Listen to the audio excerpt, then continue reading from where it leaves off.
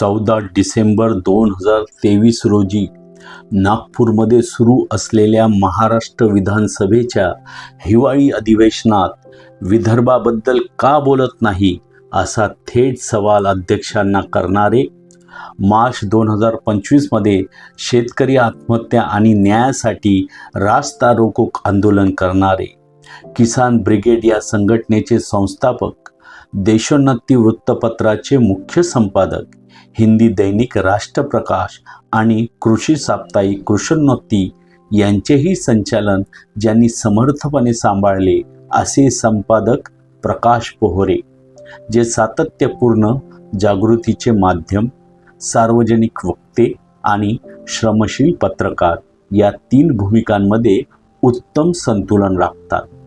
ते लोकांना प्रेरित करतात, विचारांना उभं करतात आणि पत्रकारितेत नव्याने दिशादर्शन देतात. त्यांच्या लेखणीतील तीव्र भूमिका, वक्तृत्वातील धार आणि शेतकरी वर्गाप्रती असलेली समर्पित भावना त्यांच्या व्यक्तिमत्वाला विशेष बनवते.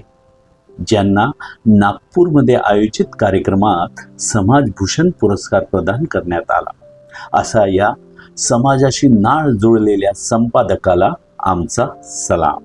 तर आजच भारतीय फर्स्टच्या पत्रकारिता कोर्सला जॉईन करा व मानसशास्त्रीय समुपदेशक बना.